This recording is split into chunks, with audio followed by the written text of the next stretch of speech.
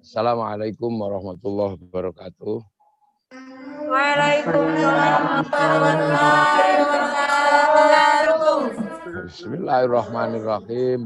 Bismillah, alhamdulillah, wassalatu wassalamu ala rasulillah Sayyidina Muhammad ibn Abdillah wa ala alihi wa ashabihi wa mawala. Yang saya banggakan Bunyai Aina, semoga dipanjangkan umurnya, diberi kesehatan sehingga bisa ngomong kita semua. Para kiai yang hadir, Kiai Kafabi, Gus Rozin, dan seluruh, tidak kelihatan ini yang hadir siapa saja. Ya. Janur. Ada Janur di situ, yang pinter. Jadi alhamdulillah kita ini bisa secara bersama memperingati sebuah hari yang sangat bersejarah, yaitu Hari Santri. Hari Santri ini adalah hari di mana para santri turun tangan mempertahankan wilayah negara kesatuan Republik Indonesia yang akan direbut kembali sama para penjajah. Orang sering bertanya, kenapa kemudian para santri ini tidak pernah mundur kalau sudah terkait dengan keamanan bangsa dan negara.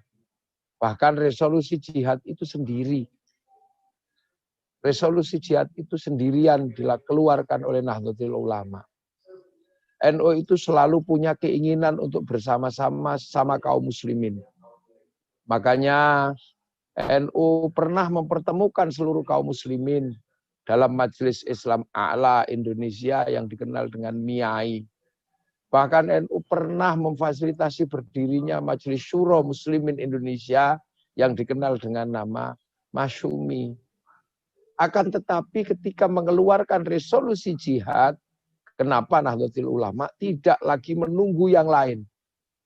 Karena yang lain masih mempertanyakan apakah NKRI yang berasaskan Pancasila ini benar-benar layak dipertahankan atau tidak.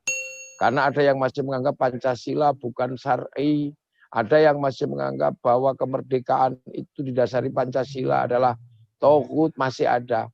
Maka ketika harus menyatakan apakah Pancasila sudah betul secara syar'i, maka Nahdlatul Ulama mewujudkan dengan tanpa menunggu yang lain.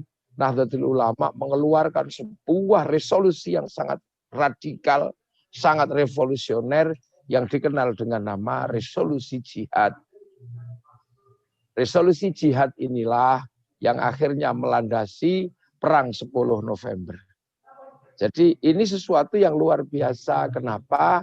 NU sendirian, ya. NU sendirian, makanya kalau sudah terkait bangsa dan negara. Nah, saat itulah makanya ketika sudah negara ini berdiri, semua berbeda-beda pandang. Bahkan Nahdlatul Ulama pernah mengambil sikap. Sikap apa? Ketika kaum muslimin sebagian besar mempertanyakan Pancasila. Dan kemudian banyak yang akan merubah Pancasila, termasuk tidak meyakini Indonesia merdeka. Mereka kemudian masih mempertanyakan, maka Nahdlatul Ulama dan para santri tidak segan-segan. Bahkan ketika harus bergabung dengan Bung Karno dalam Nasakom, meninggalkan Sawadil A'dham sebagian besar Masyumi waktu itu, ternyata NU mengambil sikap keluar dari itu semua. Demi apa? Demi keselamatan bangsa dan negara. Dan tahun 81 santri kemudian juga menunjukkan kekuatannya ketika bangsa membutuhkan Pancasila, maka kemudian santri dengan tegas menyatakan mendukung asas tunggal. Di saat yang lain masih memusuhi negara. Sampai akhirnya kemudian kita bisa menikmati negara Indonesia dalam kondisi yang aman. Kenapa? Karena ada tulang punggung yang namanya santri yang bisa mengerti perbedaan-perbedaan yang ada di Indonesia. Nah, sekarang masalahnya adalah tinggal satu. Itu semua sudah dikerjakan oleh nenek moyang kita. Sudah dikerjakan oleh para pendiri bangsa. Nah, yang ke depan ini terus tanggung jawab siapa? untuk mempertahankan bangsa ini. Ke depan terutama adalah tanggung jawab.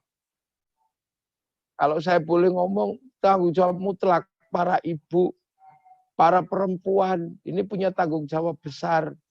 Kenapa? Karena nasib bangsa ke depan tergantung perempuan. Karena perempuan disebut secara tegas aimadul bilad. Almar'atu aimadul bilad. Idza soluhat soluhal bilad. Wa idza fasadat fasadal bilad. Makanya kemudian pendidikan perempuan menjadi sangat penting. Pendidikan perempuan menjadi sangat dibutuhkan. Dan memperbaiki harga diri perempuan sangat menentukan keberlangsungan bangsa dan negara. Maka ibu-ibu muslimat, ibu-ibu RMI, terutama didik perempuan dengan baik, didik perempuan dengan benar.